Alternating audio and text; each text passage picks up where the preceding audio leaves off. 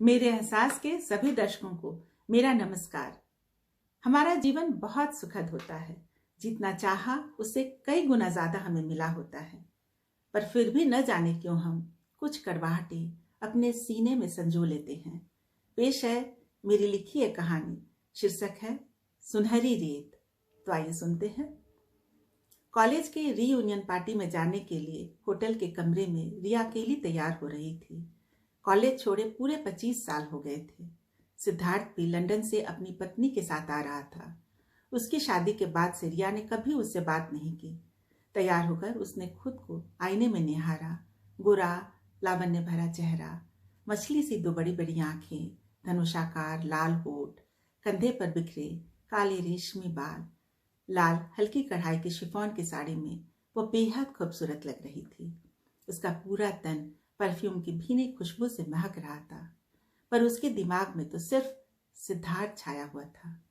आखिर उस परिणीता में ऐसा क्या था जिसकी खातिर उसने उसे छोड़ दिया? पार्टी में सभी एक दूसरे से खुशी खुशी मिल रहे थे। हंसी ठहाके का माहौल था।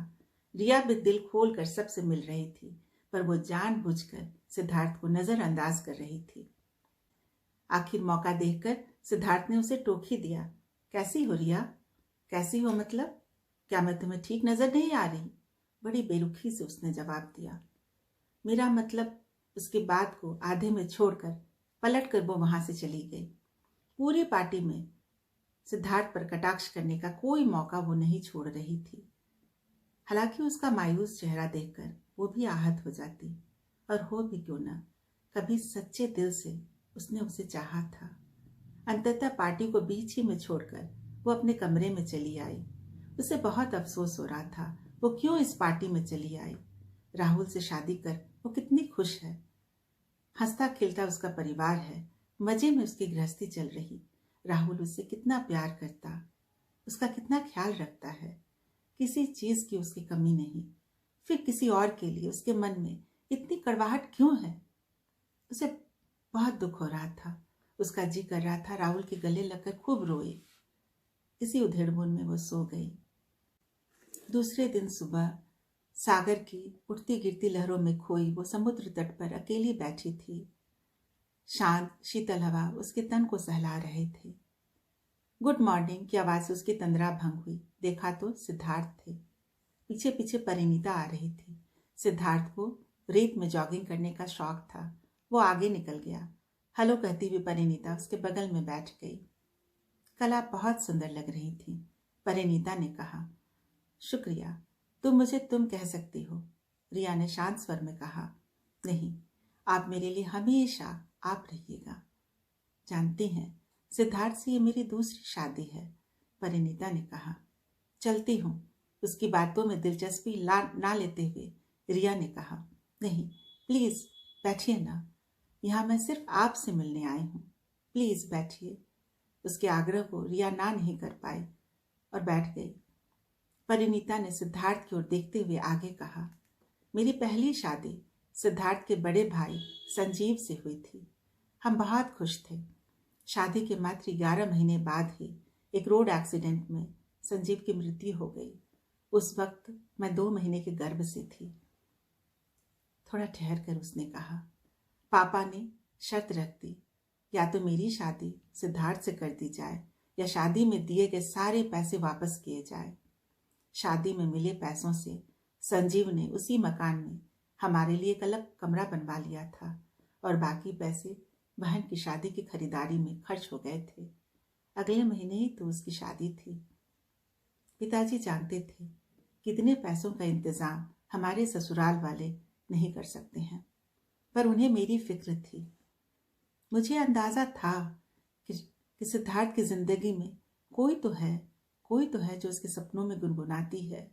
मैंने शादी का बहुत विरोध किया, पर माँ जी को भी मेरे गर्भ में उनका खोया हुआ बेटा नजर आता था। अंततः कागज पर हमारी शादी हो गई।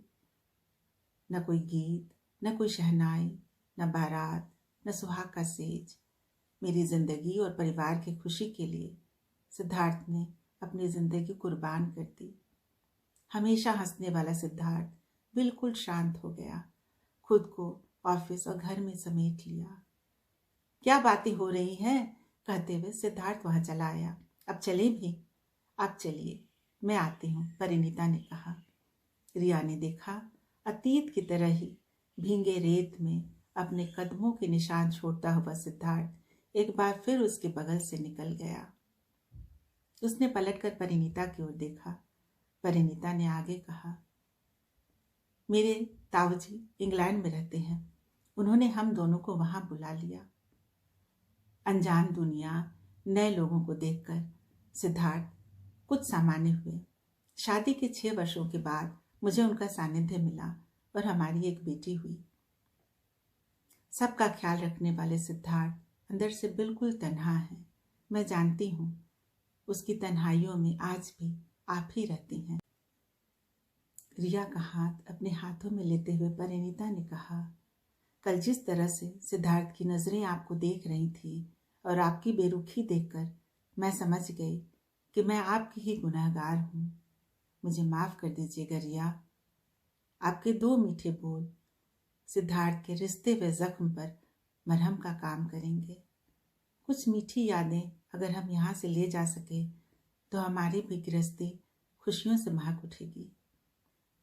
उसकी आंखों से अश्रु बहकर मोती की तरह रिया के हाथों पर गिरने लगे।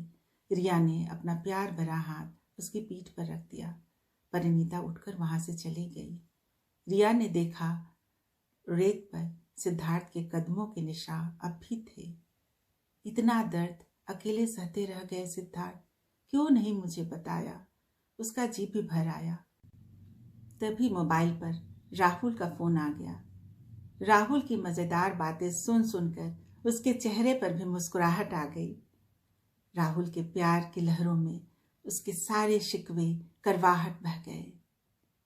फोन रखकर उसने हंसते हुए सोचा, राहुल से बेहतर पति उसके लिए दूसरा हो ही नहीं सकता।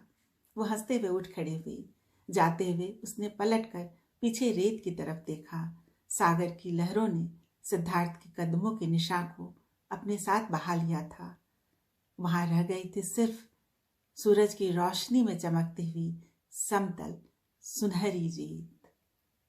शुक्रिया। यदि आपको मेरी कहानी पसंद आई हो तो जरूर लाइक करिएगा और हाँ, सब्सक्राइब करिएगा। Thank you.